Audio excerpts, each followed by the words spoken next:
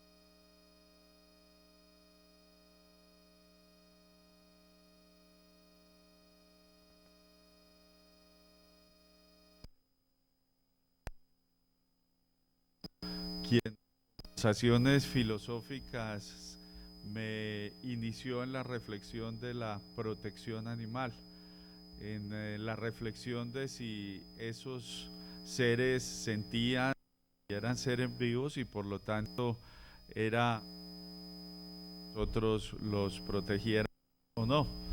Es decir, mi conocimiento es un conocimiento de oídas, no es un conocimiento científico, sino más bien un conocimiento de la sensibilidad del sentido común, que a veces es el menos común de los sentidos. Recordemos que el mundo ha vivido de grandes contradicciones. En una época se creyó que el Sol giraba alrededor de la Tierra, recuerden ustedes, y fue un genio como Copérnico que dijo no, al contrario, la Tierra es la que gira alrededor del Sol, nosotros no somos tan importantes.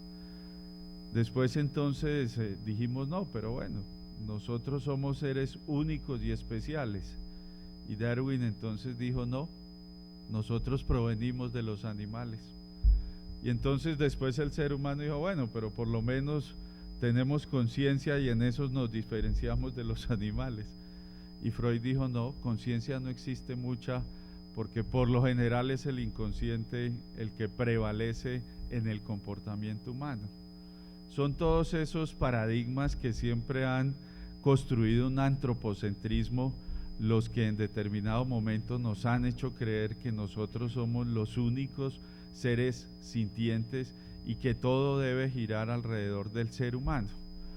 Por eso todo este movimiento biocentrista es tan importante, hacernos entender que existen otros seres que merecen cuidado y que por lo tanto nosotros tenemos una obligación con ellos.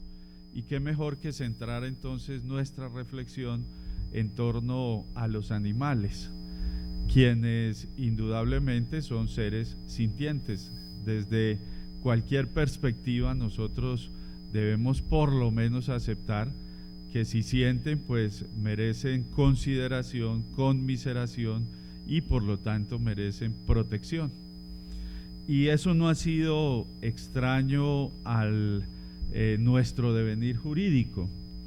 A nuestros amigos visitantes extranjeros, pero ya colombianos por adopción desde que pisaron tierra colombiana, les comentamos que nuestro Consejo de Estado, en un fallo absolutamente espléndido, espectacular, planteó apartes como estos, y abro comillas: al margen de la discusión teleológica o fundamentalista sobre la dignidad humana, idealismo y racionalismo versus cristianismo, así como de su contenido y alcance de principio vacilar en el reconocimiento de la titularidad de derechos subjetivos, es pertinente reconocer valor propio en los animales y otros seres vivos.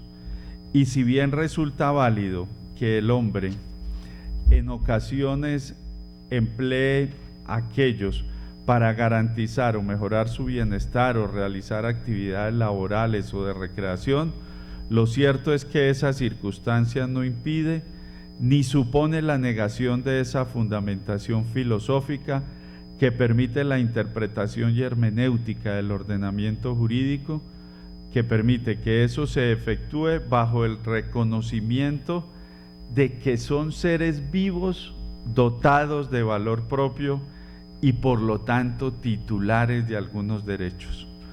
Yo no sé si en el derecho comparado, porque no he tenido el tiempo, seguramente ahora en este receso lo haré, pero no sé si en el derecho comparado existe una manifestación jurídica tan puntual de una alta corte como la que hace nuestro Consejo de Estado cuando dice que los animales son seres vivos dotados de valor propio y por lo tanto titulares de algunos derechos. Es una posición de avanzada respecto al tema de los animales. Por eso hoy sea la oportunidad para resaltar este pronunciamiento del Consejo de Estado, para resaltar los pronunciamientos que ha hecho nuestra Corte Constitucional y entonces obviamente, para resaltar el compromiso que como colombianos nosotros tenemos de potencializar el valor de los animales. Hoy nos convoca entonces un tema que es muy importante y es la experimentación con animales. Por eso hemos querido invitar a excelsos investigadores, a quienes se han ocupado de este tema, a quienes investigan con animales, a quienes no lo hacen y proponen otras alternativas, para que podamos encontrar puntos de encuentro. Yo creo que en ningún tema de discusión científica puede existir el fundamentalismo. Precisamente la ciencia, lo decía Popper, es un proceso de falsación, y en tanto que pueda uno contradecir, pues es ciencia, de resto no existe una verdad absoluta.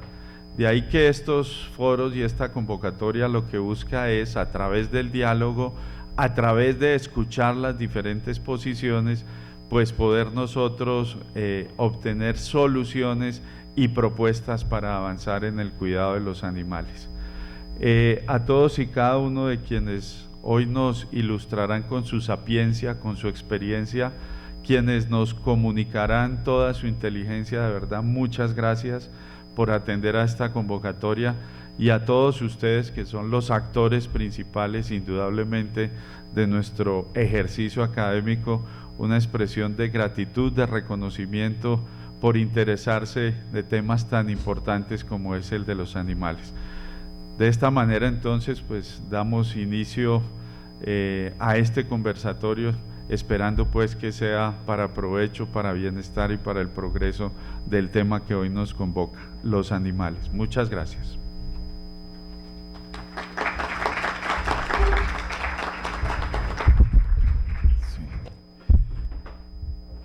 Le recordamos a la teleaudiencia nacional e internacional que en este momento conecta con el canal del Congreso que nos encontramos en la transmisión del primer Foro Internacional en Vivo de Experimentación con Animales, Ciencia a Conciencia, convocado por el Honorable Senador de la República, doctor Jorge Londoño.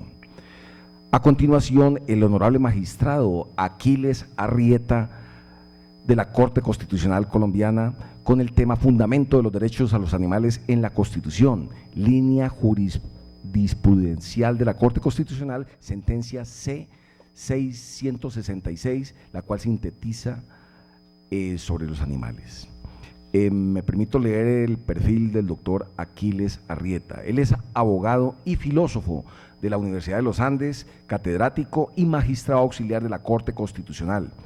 Él es el autor del artículo Justo Formalismo, la aplicación formal del derecho, casos y límites, publicado en Precedente Anuario Jurídico, Publicaciones ICESI del 2006. Doctor Arrieta.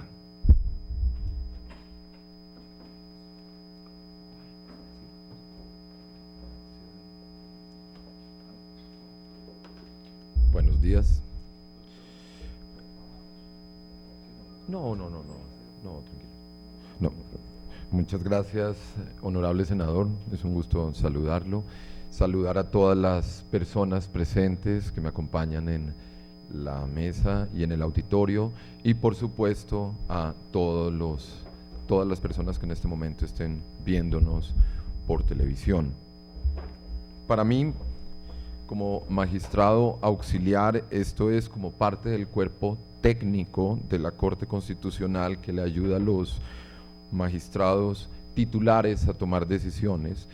Es un honor asistir a un evento del Congreso de la República, pero obviamente por mi condición de representante de la justicia constitucional suelo estar muy amarrado, sobre todo ante el Congreso de la República.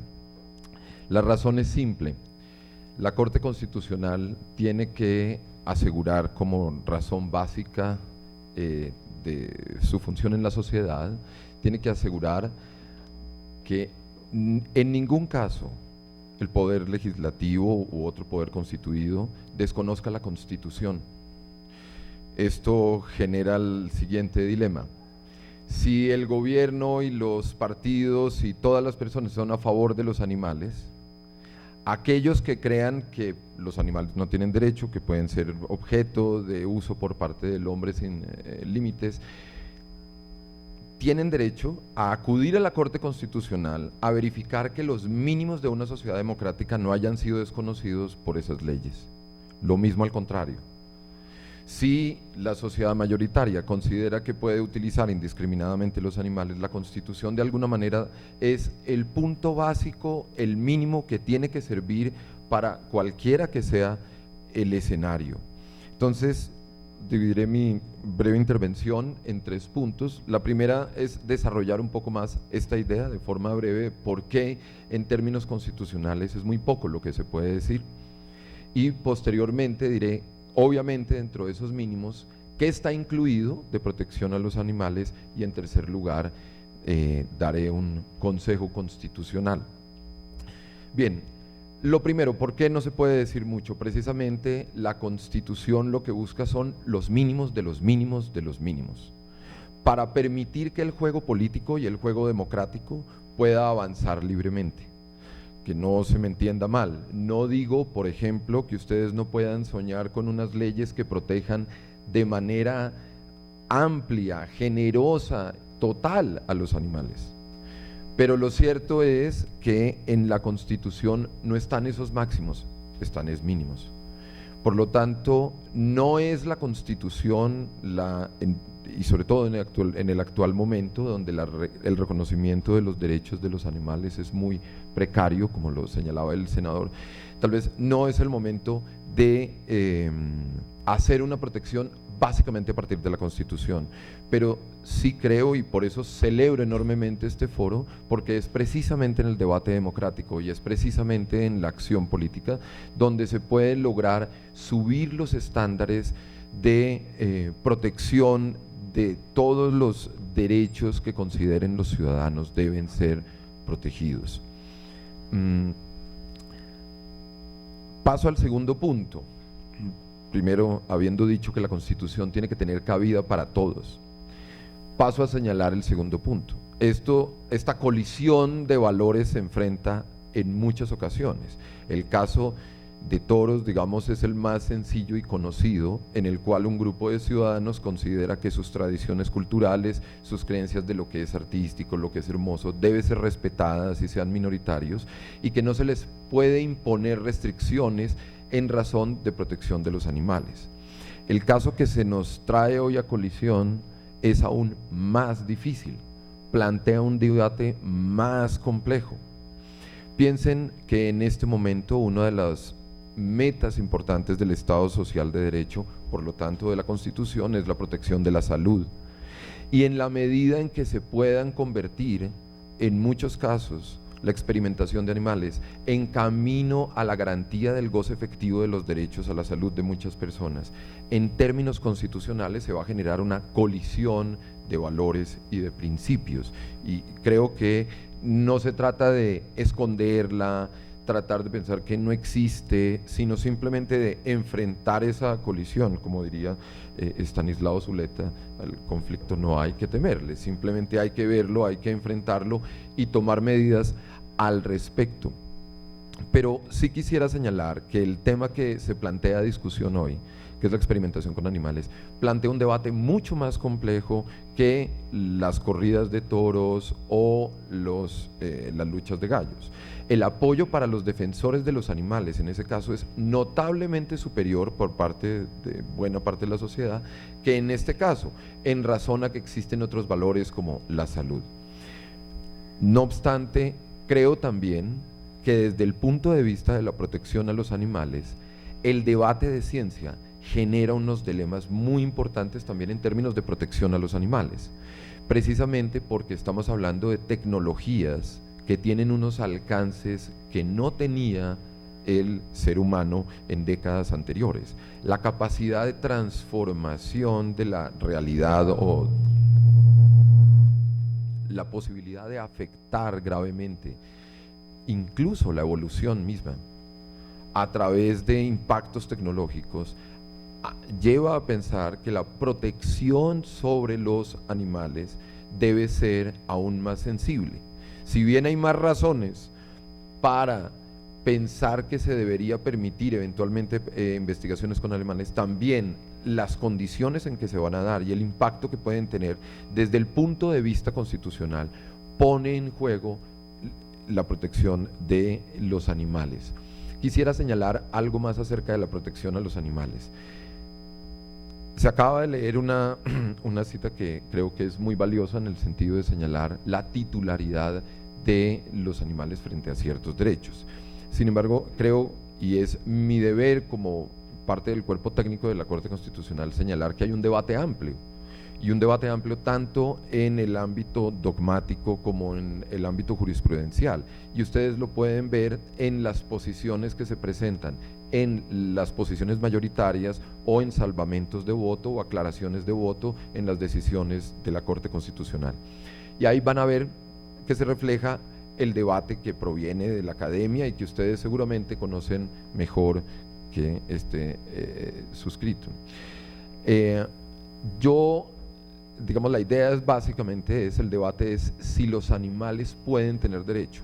La posición hegemónica y mayoritaria, si se quiere, en el debate jurídico es que los animales no son titulares autónomos de derecho como los seres humanos. Y creo que la posición que oyeron ustedes lo que daría es son titulares de algunos derechos. Luego se aceptaría que no serían titulares de todos los derechos, incluso en ese caso.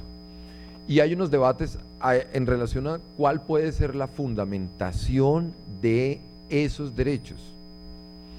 Yo personalmente, si bien reconozco ese debate acerca de si pueden tener derechos autónomos los animales o si los derechos de protección a los animales es una protección reflejo de la protección a los seres humanos, es decir, que la protección que justifica jurídicamente a todos los animales es porque estamos protegiendo a los seres humanos. Esta es la posición más aceptada y yo señalaría que independientemente cuál sea el camino, no quiero minimizar la importancia del debate filosófico o teórico al respecto, creo que es importante y creo que se debe dar, pero indudablemente en términos constitucionales creo que nuestra carta política es bastante clara y la jurisprudencia ha sido clara en señalar que la Constitución es una constitución ecológica, una constitución ambientalista. Esto quiere decir que se reconocería que uno de los mínimos del orden constitucional vigente es reconocer que hay un límite a todo poder público establecido. No importa qué tan fuerte sea el presidente, los ministros, los ejércitos, los jueces, no importa qué tan poderosos sean, hay un límite y ese límite es la ecología misma, el ambiente mismo.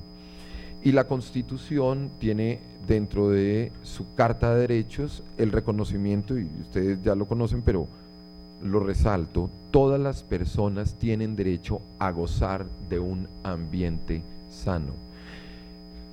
Sin cuestionamiento, creería yo que en el debate constitucional se ha aceptado que por lo menos gozar de un ambiente sano implica gozar de un ambiente en el cual los animales, que son seres con capacidad de sentir, no sean sometidos al sufrimiento.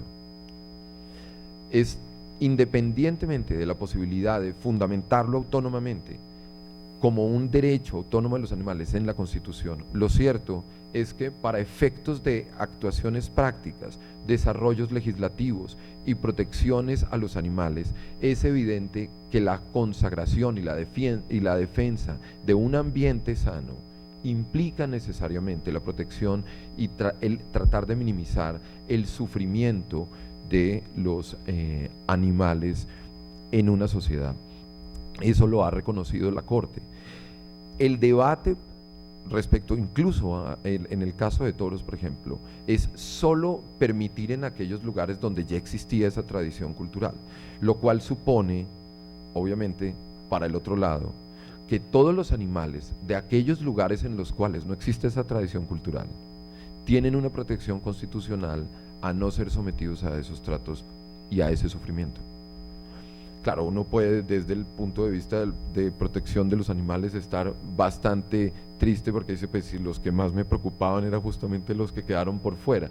Sí, pero hay un avance y en términos constitucionales hay un reconocimiento de que por más que se tengan 300 votos en el Congreso, y ahí sí hay un límite, y ese es, digamos, el respeto con el cual los funcionarios constitucionales tienen que acudir ante el Congreso, porque hay ciertos temas que si son inconstitucionales, no importa cuál es el apoyo que tengan, no importa cuál sea el apoyo que tengan, las distinciones entre niños por raza, sexo o religión no son posibles, son totalmente inconstitucionales, están vedadas del debate democrático. Lo que dice la Constitución, lo que dice la Corte, al decir que solamente se pueden en estos lugares, es un avance impresionante en términos de decir, está fuera del debate constitucional, no está en el debate democrático. Si se puede suprimir la protección frente al sufrimiento de todos aquellos animales que no estén en esta situación, creo que la labor que corresponde al Congreso de la República, que no es fácil y es bastante delicada y en la cual todos los colombianos tienen el derecho a participar concretamente. Dice la Constitución, todas las personas tienen derecho a gozar de un ambiente sano, y a continuación dice, la ley garantizará la participación de la comunidad en las decisiones que puedan afectarlo. Hay una orden constitucional para que el Congreso tome medidas efectivas para garantizar la participación ciudadana en la toma de decisiones como, por ejemplo, el someter al sufrimiento a los animales. Mi consejo en ese sentido, y con esto concluyo mi intervención, es que se tienen que poner sobre la mesa todos los valores constitucionales que están en juego, todos los valores constitucionalmente relevantes. Me refiero a la salud, el derecho al acceso a la cultura, el derecho a la investigación, todos los valores que estén en juego. Y el éxito de la ley es lograr ponderar adecuadamente esos valores sin sacrificar ninguno. La mejor forma de garantizar que la ley que saquen unos congresistas en defensa de la protección de los animales es que aquellas personas interesadas en investigación en los animales vean también en esa ley una protección a su labor y a sus trabajos. Con las palabras iniciales de presentación de algunos de los expertos de la mesa, que sí abrirán el debate, yo simplemente planteé algunos límites de donde no puede pasar, se dan luces al respecto de lo que señalo. Por ejemplo, investigaciones respecto a alternativas de investigación distinta a los animales, mucho más exitosas que con animales. Un camino de ese estilo es un camino que es sensible a que la mejor forma de protección de los animales es garantizar el valor constitucional de defensa de la salud, por otro lado.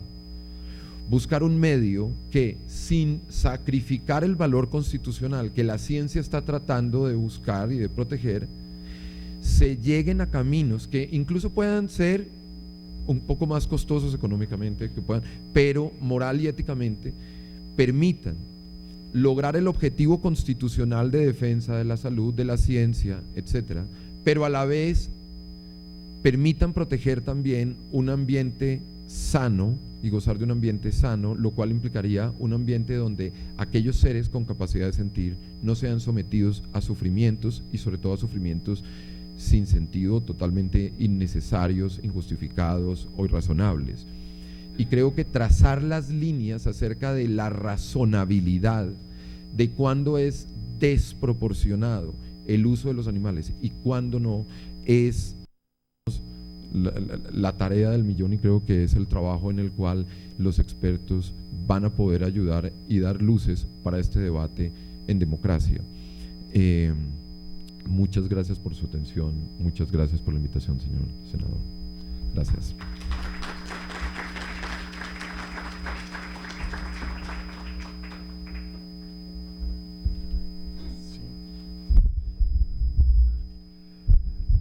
Un especial saludo al doctor Carlos Ramón González, quien es el director nacional del Partido Verde, el Partido de la Esperanza, quien ha tenido la deferencia de acompañarnos en la mañana de hoy en este importante foro internacional. Igualmente un saludo a los integrantes de la bancada política animalista y un fraternal saludo del presidente del Congreso de la República, Roy Barreras, quien nos está siguiendo en la transmisión. A continuación, la intervención de la doctora Ángela Maldonado. Ella es administradora con máster y PhD en conservación de primates de la Universidad de Oxford, donde se desempeñó como investigadora asociada y actualmente la directora de proyectos de la Fundación Entrópica. Con ustedes la científica doctora Ángela Maldonado con el tema Contexto legal y social de la investigación biomédica en la Amazonía colombo-peruana. Doctora Maldonado. Muchas gracias, doctor.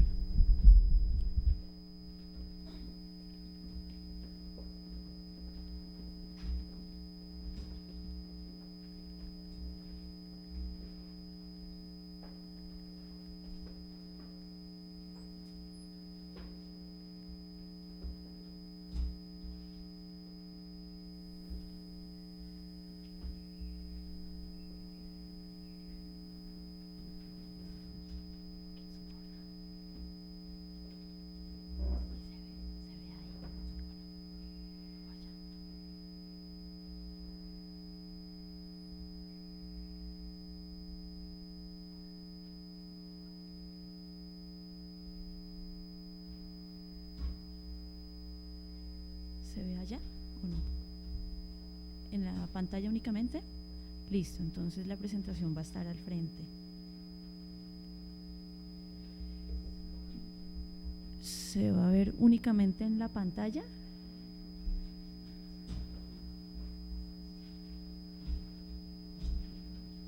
Bueno, entonces les agradezco si podemos mirar hacia allá, que allá está la presentación. Yo les voy a presentar un resumen de la situación del contexto legal y social de la investigación biomédica en la Amazonía colombo-peruana. Siguiente, por favor. En primer lugar, quiero agradecer al senador Jorge Londoño, a su equipo de trabajo y al Partido Verde, a las comunidades indígenas, tanto peruanas como colombianas con las que hemos trabajado, al Ministerio de Agricultura del Perú, a Parques Nacionales de Colombia, a la Universidad de San Marcos y al equipo de investigación que ha recolectado toda la información que vamos a mostrar. También a esos 4 financiadores, Ruford, the Whitley Fund for Nature, IPPL and the British Union for the Abolition of Vivisection, quienes han financiado toda esta investigación. Siguiente. Siguiente. Antecedentes. Entonces, primero les voy a contar un poquito de la historia de este proceso. Desde el año 94 hasta el 2015, pero ya después explicaré, por eso coloqué hasta la fecha, hasta el 2012, han existido permisos de caza científica para la experimentación en primates, en monos nocturnos, que son los únicos primates nocturnos que tenemos, para la experimentación en malaria, para un único laboratorio que tiene el monopolio de la investigación en esta zona, que se llama la Fundación Instituto de Inmunología de Colombia. Las cuotas anuales de colecta otorgadas por los permisos han oscilado entre 200 a 800 animales anualmente de la especie Aotus vociferans. Yo sé que aquí vamos a estar un poquito técnicos, pero necesito explicarles un poco. Ese monito nocturno está distribuido en la parte colombiana, la barrera geográfica es el río Amazonas, más adelante les mostraré los mapas.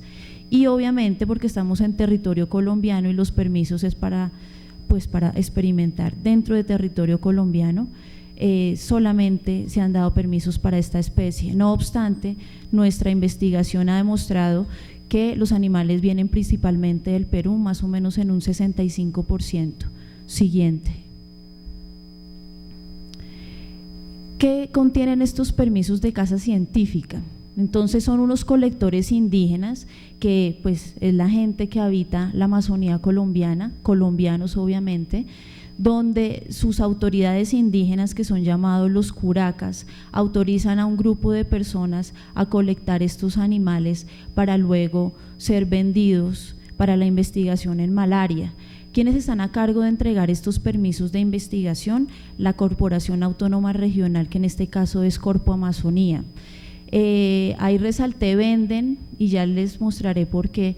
Estos animales son vendidos hasta julio de este año, estaban siendo vendidos en 80.000 pesos cada animal.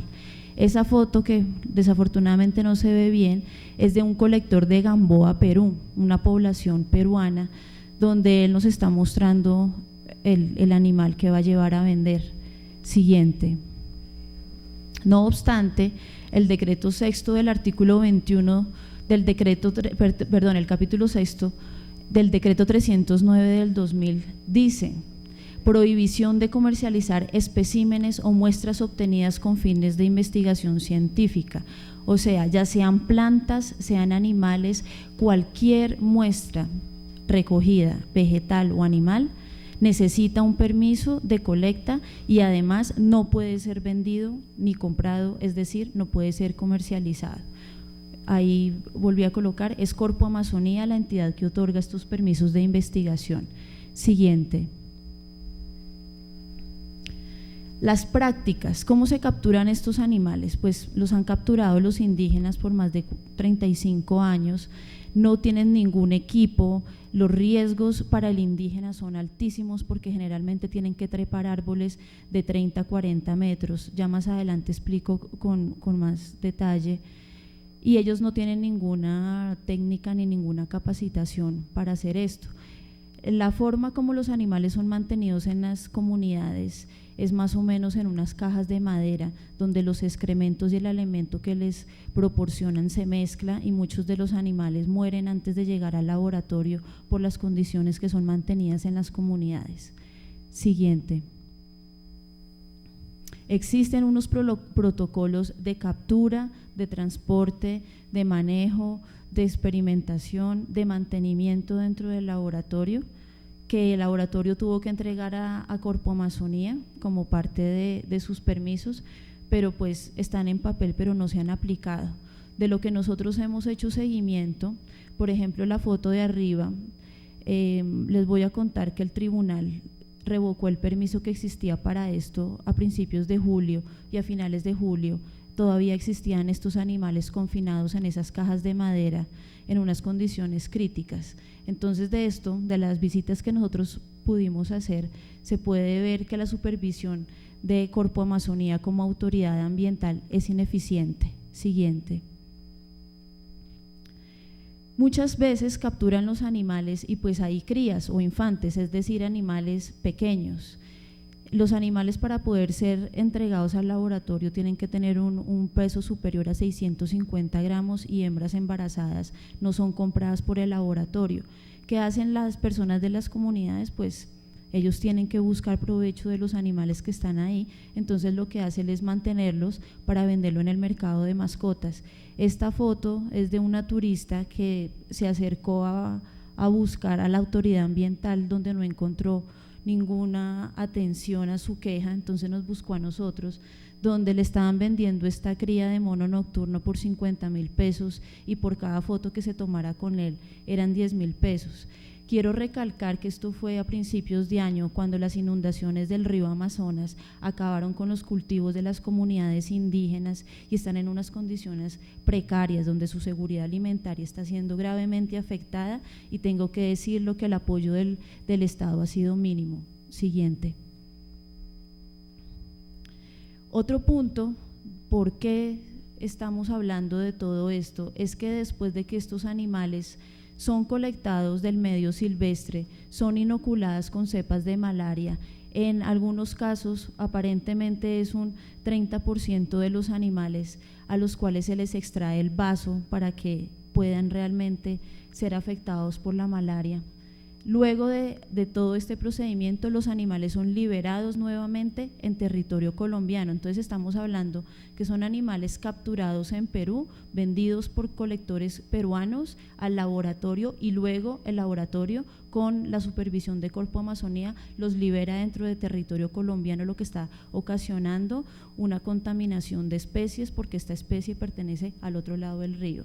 Esta foto, que también no se puede ver muy bien, son las condiciones de un animal que fue decomisado por Corpo Amazonía a la FIDIC, donde después de haber sido inoculado con malaria, con cepas de malaria por unos 4 meses, está en unas condiciones críticas.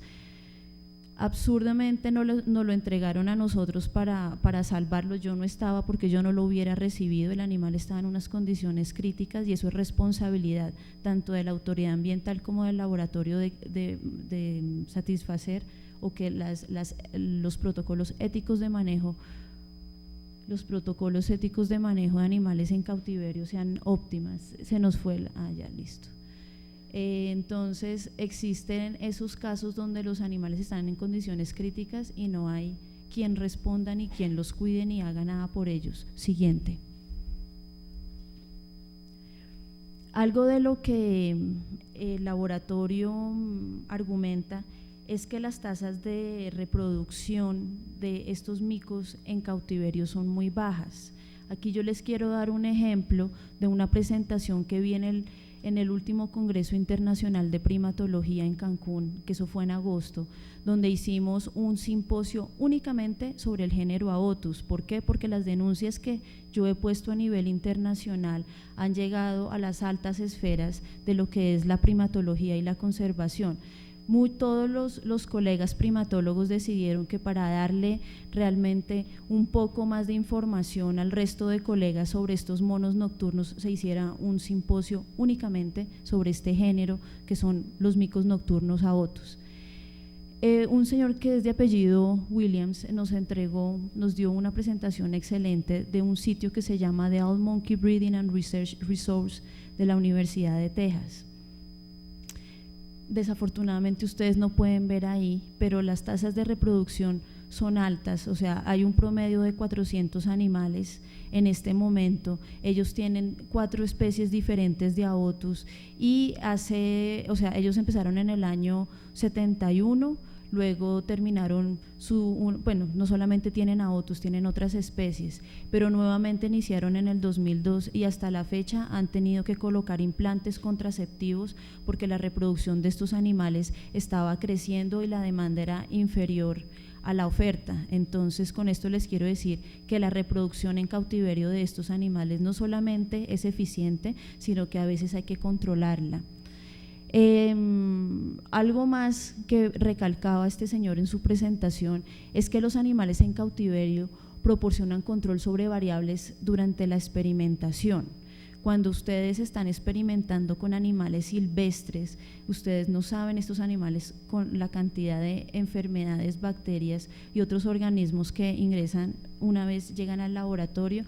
Están en unos ambientes, pues, como se pueden imaginar, la selva amazónica, una humedad relativa del 86 al 96%, donde la proliferación de bacterias es alta. Entonces, controlar variables resulta difícil con animales silvestres. Por ejemplo, ellos además de tener estos animales para la experimentación, hacen otros estudios sobre reproducción. Como les contaba, es tan alta la reproducción que están haciendo estudios sobre reproducción de estos animales y sobre cardiomiopatía e hipertensión, pero para conservación. Siguiente, por favor.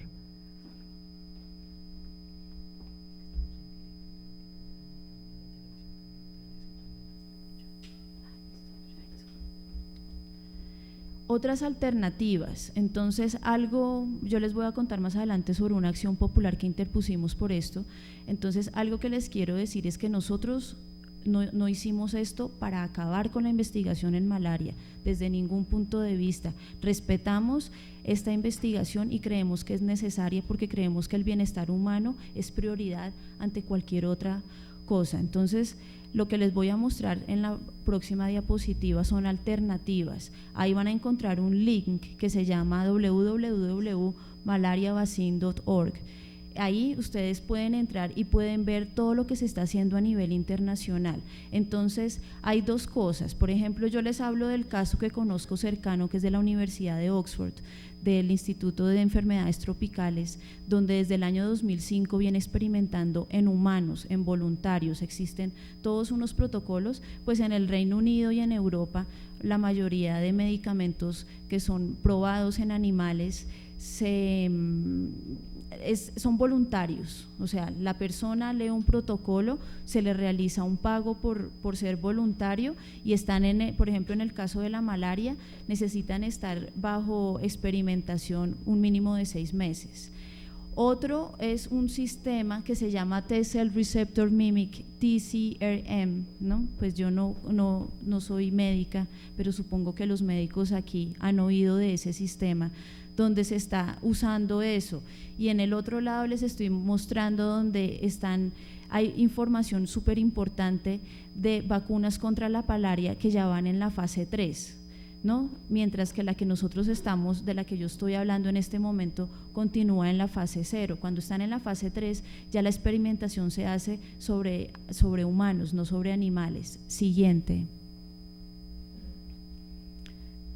Yo trabajo en esta zona hace muchos años, no estaba trabajando con monos nocturnos, estaba trabajando en otros temas, pero después de ver el alto tráfico de esta especie decidí embarcarme en esta investigación. Entonces, los resultados que les voy a mostrar aquí es de un proyecto que se llama el Proyecto Aotus, que iniciamos en el año 2008 y el cual sigue activo.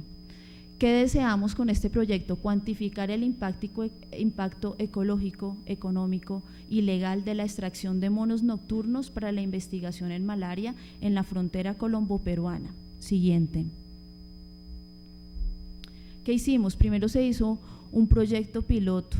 Se contactaron las autoridades o los curacas de en total 11 comunidades, 8 peruanas, 2 colombianas, y al Brasil es un poco más complicado el contacto con las autoridades. Entonces fuimos a Tabatinga, donde hablamos con los colectores directamente en Tabatinga. Ahí está el mapa con los puntos, pero pues creo que no lo alcanzan a ver, pero son comunidades que están, el 70% de las comunidades localizadas sobre el río Amazonas, ya sea al margen peruano o colombiano. Siguiente. ¿Qué hemos hecho? También censos de poblaciones. La única forma de determinar el impacto de una extracción en una población silvestre es cuantificándolo. Entonces hacemos censos. ¿Esto qué es? Se hacen unos transectos lineales o unas trochas o caminos dentro de la selva, de donde se colectan y donde no se colectan los animales, para comparar poblaciones. Se hacen seguimientos o se caminan estas trochas todos los meses, 5 días al mes, y con esto lo que deseamos determinar es una densidad que se representa por individuos por kilómetro cuadrado. Entonces, eso es lo que hemos hecho en 7 localidades, 3 comunidades peruanas donde la extracción era muy alta, que ahora esta gente está trabajando con nosotros, y en otros sitios sin ninguna cacería ni extracción, como reservas privadas, 2 comunidades indígenas que traslapan el parque a Macayaco también. Siguiente. Lo otro, ¿se puede devolver al anterior, por favor? Gracias. Esa es la parte del estudio de poblaciones. Por el otro lado está el seguimiento legal. Nosotros, antes de iniciar la acción popular, nosotros recogimos una evidencia contundente sobre el tráfico, la cual fue entregada a las entidades demandadas del Estado, como fueron el Ministerio de Medio Ambiente, Corpo Amazonía y la Procuraduría para Asuntos Ambientales y Agrarios. ¿Cómo conseguimos esta información? Por medio de derechos de petición. Entonces, tanto al Ministerio de Medio Ambiente como a Corpo Amazonía. Entonces, toda la evidencia que nosotros tenemos es entregada por las entidades. Siguiente.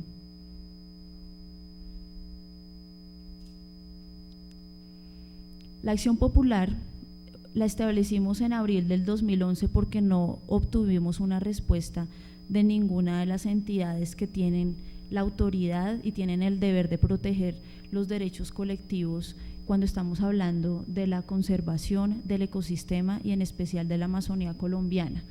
¿Qué es lo que, o sea, por qué se puso? Para buscar hacer cesar la vulneración sobre los derechos e intereses colectivos que se mencionan a continuación.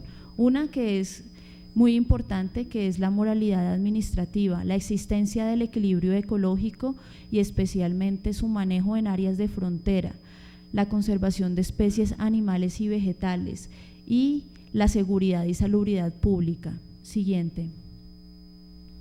Ahora les voy a mostrar unos resultados preliminares de la investigación. Ahí pues no vemos muy bien, pero más o menos entre el año 2007 al año 2008 se capturaron 4.000 micos nocturnos, donde el 65% de los animales provenían de Perú. El costo total de esta comercialización ascendió aproximadamente a $100.000 americanos, de los cuales $20.000 quedaron en manos de dos intermediarios colombianos. Partes de las técnicas del comercio ilegal es que comerciantes, colectores, traficantes peruanos venden estos animales a colectores colombianos que tienen el permiso, que están dentro de las listas entregadas por las autoridades. Estos los compran al 50% del precio real y luego así legalizan la entrega de los animales. Esa es como la ilegalidad más comúnmente encontrada, porque desde que nosotros iniciamos nuestra campaña para parar este tráfico, la autoridad, como ha sido la Policía Ambiental, ha puesto más atención a esto. Entonces el tráfico está dando una vuelta, ya no se hace directamente desde los colectores peruanos, o antes el laboratorio iba y solicitaba los micos directamente a las comunidades peruanas. Esto ya no pasa, pero entonces los micos son vendidos de los peruanos a los colombianos y los colombianos al laboratorio. Los precios han oscilado entre $27 a $54 más o menos. Digan ustedes entre 40.000 pesos a 80.000 pesos que era el costo, el último pago realizado por el laboratorio.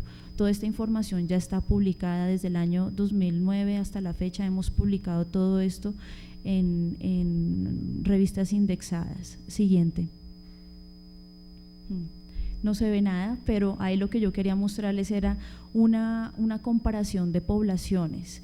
Les estoy mostrando una densidad de 7 animales por kilómetro cuadrado en comunidades peruanas donde la extracción es alta y fue alta por 35 años, en contraste con una población de 44 individuos por kilómetro cuadrado de Mocagua, que es una comunidad indígena con las mismas tradiciones indígenas de su comunidad peruana homóloga, que está al otro lado del río, pero la densidad es de 44 animales por kilómetro cuadrado, porque esta comunidad nunca ha explotado estos animales para la investigación biomédica, nunca ha participado en este comercio. Entonces, para que sepan, 7 animales por kilómetro cuadrado en contra de 44 animales por kilómetro cuadrado, que es una población natural. En la zona donde se están liberando, es la misma zona donde se están capturando. Entonces les voy a decir lo que está pasando. Si de una comunidad colectaron en una salida 5 animales y luego animales provenientes de Perú van y son liberados en la misma zona, pero ya no son 5 animales sino 50 animales, quiere decir que estamos creando una sobrepoblación en algunas áreas donde se está haciendo la liberación de estos animales. Entonces ahí tenemos una sobrepoblación concentrada en áreas de captura y de colecta, que según lo dice la legislación ambiental colombiana también está prohibido. Uno no captura y libera en el mismo sitio. Siguiente. Otro resultado de la investigación es el impacto ecológico, la deforestación asociada con la captura de estos animales. Para capturar un grupo de 3 micos, que a veces son solamente 2 o pueden llegar a ser 4, depende, se tienen que talar entre 15 a 100 metros de radio alrededor del nido o el árbol donde está durmiendo este grupo de animales. Los cálculos reportados para nuestra investigación, donde dijimos que se habían capturado 4.000 animales, es que aproximadamente 15.000 árboles adultos, es decir, con diámetro de altura al pecho, que es cuando son considerados adultos, fueron talados para poder capturar estos animales. Entonces estamos hablando no solamente de una afectación de la especie, sino una afectación del entorno y así de la subsistencia de las comunidades indígenas también, porque ellos viven del medio, ¿no? Entonces hay una deforestación asociada cerca a las áreas de captura. Siguiente. Algo más es lo que les había dicho antes, el riesgo para el indígena. Han existido unos accidentes, unos han sido fatales, que las personas han muerto y no han tenido ninguna remuneración a sus familias bueno, no ha habido ninguna, y mientras han quedado inválidos tampoco han tenido ningún apoyo, porque esto es una actividad completamente, no hay una, como les dijera, no hay una formalidad. El indígena no tiene ningún respaldo de nadie, ni del Estado, ni del laboratorio, ni de nadie para poder utilizar, no tiene cómo utilizar un equipo para arneses ni nada. Parte de las irregularidades que encontramos sobre estos permisos fue que se está publicando, el laboratorio tiene publicaciones desde el año 89 hasta el 2011, esta publicación que está ahí es del año 2011, donde reportan el uso de la especie Aotus nansimae, para la cual este laboratorio nunca ha tenido permiso de investigación. Lo otro, esta especie, que es la que decimos que proviene de Perú y de Brasil, necesita un permiso CITES, que es la Convención Internacional para el Comercio de Especies de Fauna y Flora en Peligro. Yo personalmente hablé con las autoridades CITES de Brasil y de Perú y no existen ningunos permisos, es decir, este tráfico es netamente ilegal. Siguiente. Otra irregularidad de los permisos es que se han superado las tasas anuales otorgadas por la autoridad ambiental. Hasta el último permiso las tasas eran de 800 animales anuales. Esas barritas que ustedes ven ahí está diciendo cuántos animales fueron entregados por las comunidades indígenas al laboratorio, donde entre marzo a mayo, óiganme bien, 3 meses del año, de marzo a mayo, se entregaron 912 animales. Entonces, las tasas máximas de captura se han sobrepasado. Por estas dos irregularidades existen 2 procesos sancionatorios ambientales, pero después de recibir respuesta a un derecho de petición, respuesta por parte de Corpo Amazonía, no se ha hecho el seguimiento oportuno a estas investigaciones. Allá el mapa lo que muestra son los sitios de captura y colecta. Siguiente. Al mapa del lado izquierdo, ustedes ven lo que nosotros llamamos la población introducida de Aotus nansimae, que es objeto de las liberaciones hechas por el laboratorio y Corpo Amazonía desde el inicio de esta investigación en malaria. Y al lado derecho encuentran los 2 mapas de distribución de Aotus vociferans o el mico colombiano, que también llega a Perú y a otros países, a Ecuador, y del mico Aotus nansimae, que es el peruano. ¿Cuál es la barrera geográfica que no nos permite que las especies pasen de un lado a otro y no existan híbridos naturales, por ejemplo? El río Amazonas. Entonces, estos animales han pasado al otro lado, obviamente por medio de las liberaciones. Estos mapas, el uno lo sacamos nosotros con los puntos georreferenciados relacionados en los sitios de liberación entregados por Corpo Amazonía, y los otros son de la IUCN, que es la Organización Mundial para la Conservación de la Naturaleza. Siguiente. Bueno, ¿cuál ha sido el primer resultado hasta el momento de esta acción popular? Un fallo en primera instancia del Tribunal Administrativo de Cundinamarca, donde reconoce que se han violado los derechos fundamentales y colectivos a los cuales nos referimos en la acción popular. Uno de estos, pues, es el equilibrio ecológico, y la moralidad administrativa es el otro. ¿Qué dice ahí que no se alcanza a leer? Que el fallo del tribunal ordena a que se revoque el permiso de colecta que tiene el laboratorio, y Corpo Amazonía, Autoridad Ambiental, tuvo que revocar este permiso.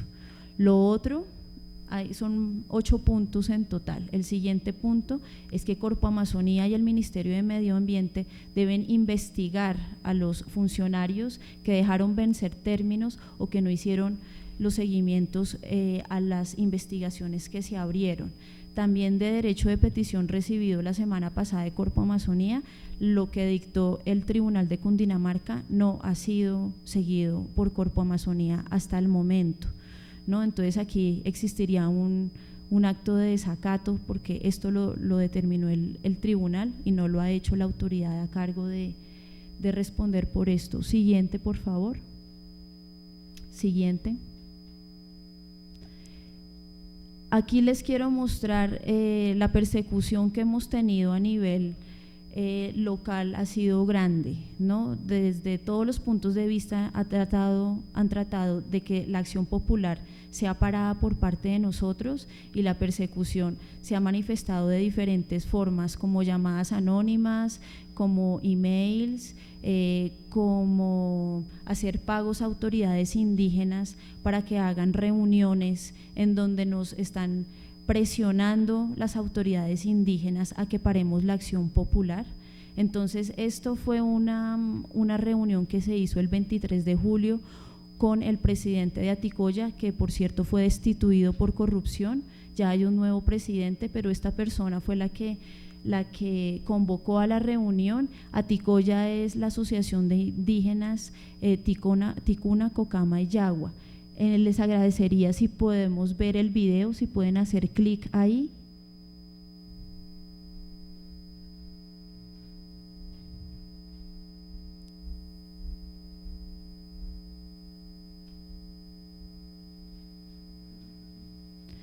Si no lo puede ver, en esa misma carpeta está el video, por favor, ¿podrían activarlo? Hacer clic dentro del video que dice Aticoya, que está dentro de la carpeta donde está la presentación. Gracias.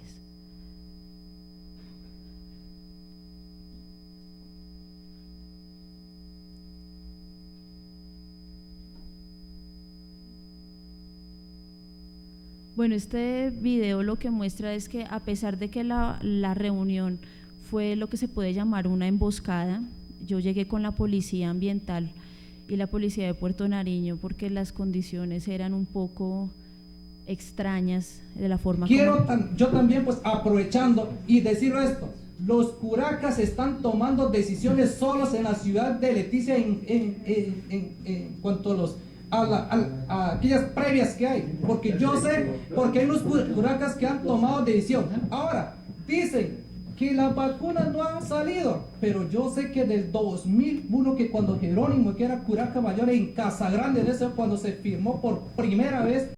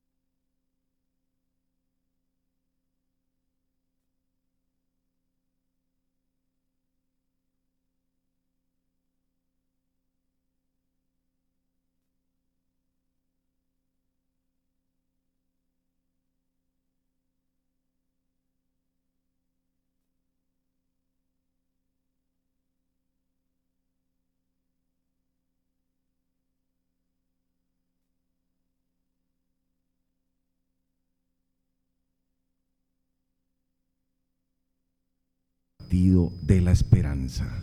Recordamos a la teleaudiencia nacional e internacional que en este momento conecta con el canal del Congreso que nos encontramos en la transmisión del primer Foro Internacional en Vivo de Experimentación con Animales, Ciencia a Conciencia, convocado por el honorable senador de la República, doctor Jorge Londoño.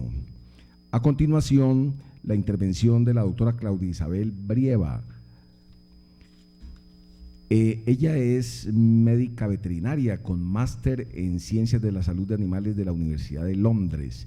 Es docente de la Universidad Nacional y coordinadora de la Unidad de Rescate y Rehabilitación de Animales Silvestres, URRAS, y es miembro de la Asociación de Veterinarios de Vida Silvestre en Colombia. Ella nos trae la ponencia de investigación en rehabilitación de primates víctimas del tráfico ilegal en el país.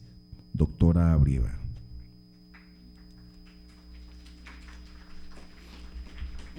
Bien, muy buenos días para todos. Quiero agradecer al senador Londoño por invitarme el día de hoy. Mi charla va a ser bastante técnica, pero intentaré pues ser lo más entretenida que se pueda, pues para que todos puedan entender el tema.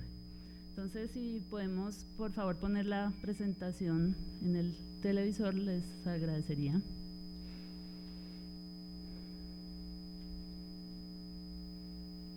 Bien, entonces el título es Rehabilitación y liberación de primates en Colombia. Siguiente.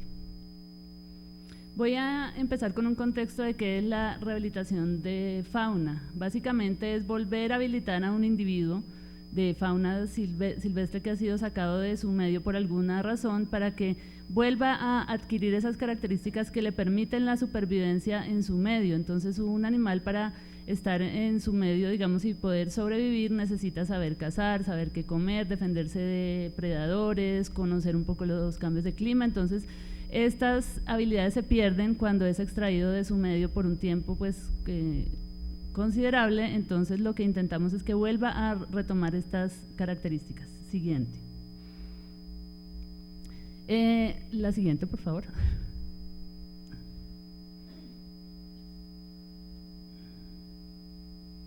Listo, entonces el tema se empezó a dar en países como Estados Unidos, Inglaterra, Francia, básicamente para atender casos de individuos que habían sido víctimas de accidentes por encuentros con el hombre, digamos, habían sido atropellados por carros, chocados contra los vidrios o se caían de los nidos, en fin, entonces como una alternativa humanitaria básicamente para poder pues darles alguna atención médica a los animalitos que habían sido víctimas de este tipo de situaciones. Siguiente, por favor. Luego entonces se traslada para atender individuos víctimas de desastres ambientales como contaminaciones masivas, derrames de petróleo, en fin, pero nunca surge como una alternativa para tratar a individuos víctimas de tráfico de fauna. Siguiente.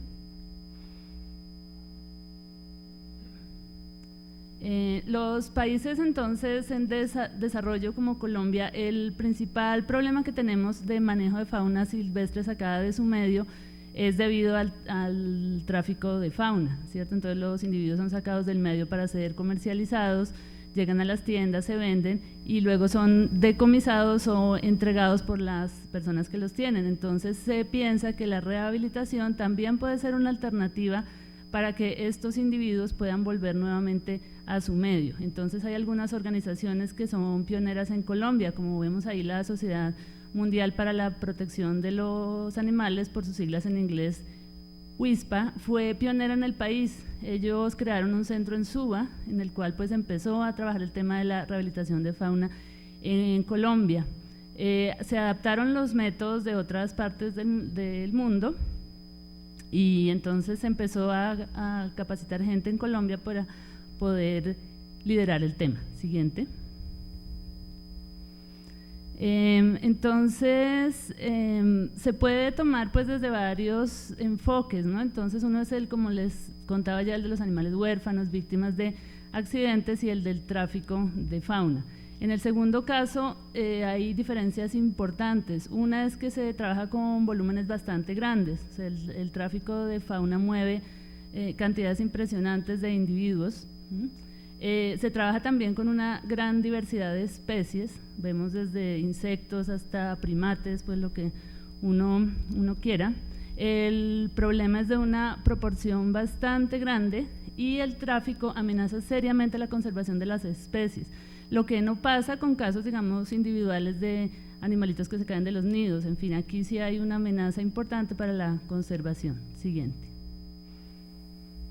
Entonces, Colombia es un país pionero en América Latina en el tema, viene abordándolo más o menos desde finales de los años 80 y hoy en día hay instituciones que llevan pues bastante tiempo trabajándolo. El Estado tiene estructurados los CAP, que son los Centros de Atención y Valoración Básica de Fauna, y esto pues lleva a que tengamos bastante experiencia y, como les digo, seamos pioneros a nivel casi que de América Central y del Sur. Siguiente.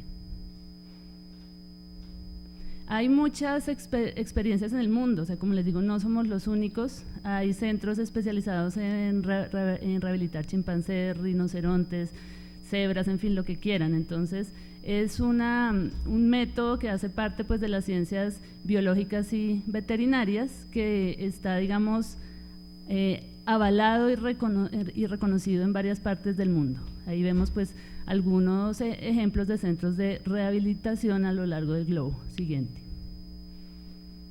Inclusive hay una organización internacional que se llama la International Rehabilitation Council, que agrupa a la gente pues que es experta y trabaja en el tema de la rehabilitación de fauna. Siguiente. Entonces, es importantísimo recordar que se trabaja con animales vivos, con seres vivos que sienten y tienen necesidades especiales, y su bienestar debe ser tenido en cuenta. Entonces, hay 5 principios básicos del bienestar de los animales que no debemos dejar de lado cuando se trabaja en la rehabilitación. Entonces, primero, los animales deben estar libres de hambre y de sed. Segundo, deben estar libres de cualquier tipo de incomodidad. Tercero, deben estar libres de miedo y de sufrimiento. Cuarto, deben estar libres de enfermedades. Y como quinto, deben poder expresar libremente sus comportamientos naturales. Siguiente. Entonces, hay una serie de problemas específicos que tienen que ver ya con el desarrollo de la rehabilitación que se deben tener en cuenta. Primero que todo, la identificación genética o por lo menos taxonómica de los individuos es importantísima. ¿Por qué? Porque si no sabemos con qué especie estamos trabajando, no conocemos pues muchas de sus características comportamentales, sus características físicas, y lo más importante es que no sabemos dónde debe ser liberado posteriormente. Y eso es importantísimo. O sea, liberar un individuo en el medio silvestre es una responsabilidad bastante grande. También debemos tener muy en cuenta el tema del comportamiento.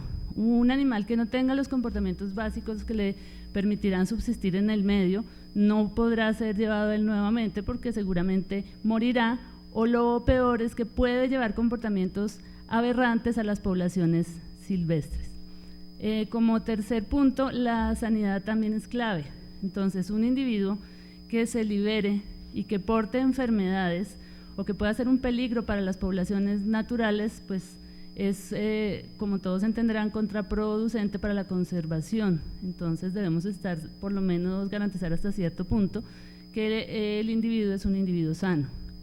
Y debemos también analizar el hábitat de la zona donde se van a liberar. ¿Por qué? Porque pues hay que tener en cuenta el comportamiento. Hay ciertas especies que tienen territorialidad, ¿cierto? Entonces dominan una zona.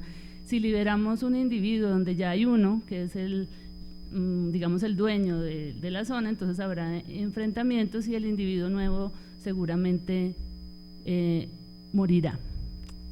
Entonces, son campos que están hasta ahora en desarrollo, que se deben seguir investigando para que la ciencia cada día pues dé un paso más. Siguiente. Bueno, la identificación taxonómica, entonces, como vimos, es importantísima. Es ideal tener entonces, si se puede, tener el sitio o saber el sitio del cual el individuo fue extraído, porque es el sitio al que idealmente debería regresar nuevamente. Si no se puede, entonces La genética hoy en día ha ido avanzando a grandes pasos y permitiría, en ciertos casos, poder identificar la zona de la que vienen los individuos con análisis de su DNA. Para muchas especies no se conocen estas pruebas, o sea, no hay todavía estudios básicos, entonces allí pues toca guiarse básicamente por la identificación taxonómica por el fenotipo. Esto significa por las características externas, entonces por los colores, por el pelaje, pero esto es impreciso, vamos a ver luego por qué. Hay un proyecto que está abanderado por el Ministerio de Ambiente y Desarrollo Sostenible que se llama el proyecto Orígenes, el cual pues busca establecer las pruebas genéticas básicas para por lo menos las especies que son mayormente traficadas en Colombia. Siguiente, por favor. Bueno, entonces, como vemos, la alternativa de la identificación por el fenotipo, pues puede que no siempre sea la más precisa, porque los colores o las características externas de un individuo cambian de acuerdo a la dieta, el clima, condiciones externas, entonces no siempre tienen la precisión que se querría tener. Entonces, pues hay todavía bastantes dudas en ese aspecto. Siguiente. Bueno, entonces, la genética es importante en este caso, pues fuera de investigaciones básicas de filogenia, que es saber pues cómo llegó una especie a cierto punto, cómo se fue dividiendo en otras más. Aquí es importantísimo, como ya les digo, para determinar el sitio de donde vienen los individuos. Esto pues no siempre se logra, como les digo, porque no están las pruebas requeridas y porque en el momento de los decomisos no se toma la información suficiente y no hay un seguimiento retrospectivo de dónde vienen esos individuos, ¿cierto? Aquí el control se limita solamente al punto final, cuando los individuos llegan a la venta. Entonces se trabaja con las plazas, se hacen los decomisos, en fin, pero no se sigue de manera retrospectiva para ver de dónde están siendo sacados para este mercado negro. Siguiente. Bueno, el comportamiento es importantísimo también porque de él depende en muchos casos la supervivencia de los individuos, ¿cierto? Si un animal no tiene los comportamientos básicos que le permitan subsistir, pues simplemente morirá cuando sea reincorporado de nuevo a la vida libre. Entonces se debe garantizar que esto se cumpla y la investigación pues ha avanzado en ciertos aspectos. Entonces se conocen algunos comportamientos de las poblaciones naturales que nos pueden guiar para el trabajo con individuos en cautiverio y también hay algunas investigaciones comparando cómo cambia el comportamiento de los animales cuando están en cautiverio y cuando son llevados nuevamente a su medio. Siguiente. Entonces, otra de las cosas que hay que tener en cuenta es que algunos grupos, como los reptiles, anfibios, insectos, en fin, digamos que caracterizan su comportamiento de forma básicamente instintiva, ¿sí? Ellos ya saben cómo comportarse porque no tienen un cuidado de la madre ni hacen parte de un grupo que les enseñe, ¿cierto? En cambio las aves y los mamíferos sí, casi todos entonces dependen de la madre para que les dé una enseñanza previa, les diga qué comer, qué no, de qué deben tener cuidado, a qué le deben temer, en fin, entonces con ellos se requiere un trabajo más de fondo que requiere mayor pues tiempo, esfuerzo y no siempre se logra llegar a una rehabilitación exitosa. Siguiente. Bueno, la sanidad habíamos visto que es importantísima, ¿no? Entonces no significa que el medio ambiente sea un medio